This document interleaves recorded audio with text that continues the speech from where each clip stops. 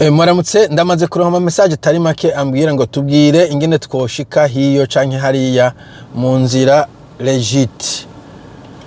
Bon, ico novuga nuko mu bisanzwe gushika hanze mu nzira legit, donc mvuze hanze ibihugu vy'abazungu ni ibihugu en fait avantage imwe nuko uhamaze imyaka myinshi ushobora gusanga waronse ubwene gihugu. Nibishoka mu bihugu vyinshi vyo muri Afrika, nibishoka mu bihugu vyinshi vyo muri Middle East canke mu Barabu.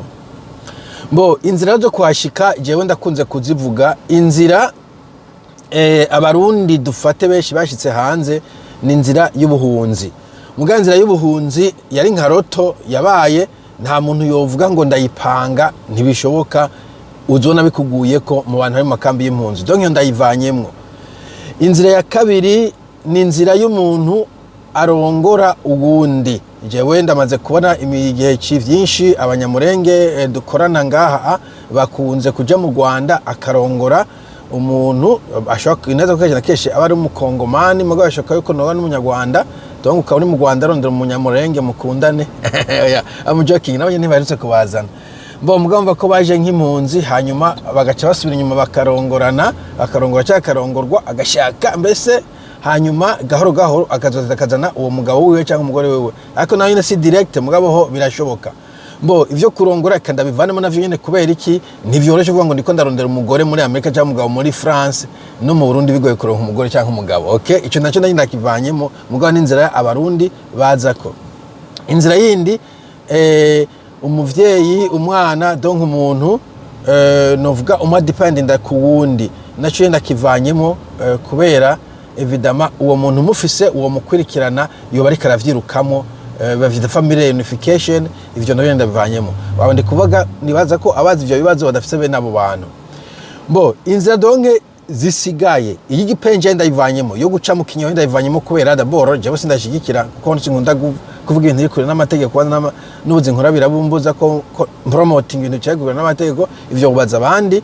So ivyo gucengeta ndabivanyemo ivyo harimo no kwideklara kuvuga uti je ndende kuvisitinga ugacuvuga ngo ideklara ivyo vyitwa ko ari illegale kubera iki utabaye genuine sivyo ngo nibikorwa mugabo mvuze ko jewe atavyo promotinga. Okay, bon tukome nkugwe nabwiye nko ku ma passport na promoting ogenda mutange igiturire mvuga nti hari yakwiye ko ibintu bitungana ID mugabo niko bimeze. Bo hasigarero inzira abantu bakoresha jewe mbona ni inzira zitatu. Mbo iya mbere nayo ngoma ndayivanemo ije ku ruhande ni ya business iyo bisa miliyoni z'amadolari ndayivanyemo.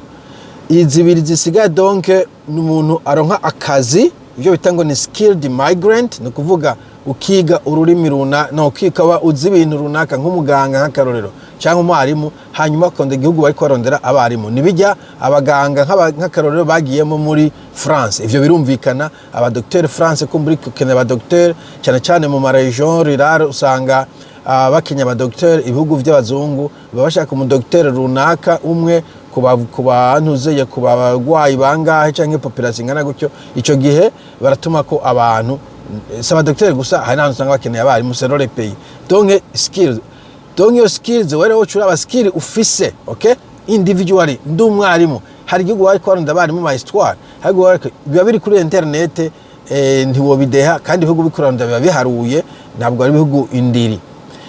Bo ica kabiri uvuye muri skilled migrant ni ikintu bita student visa abantu bakaja kwiga mugabo nyene ivamo skilled migrant mugabo gatangura kwiga donc kagenda ahantu ukiga izo skills ukazironka uri kwiga c'est pas kagenda ahantu ukiga nursing urangije bagaca baguha ahantu uzeye diplome ugaca usaba akazi uronsa akazi ugaca utangura processus.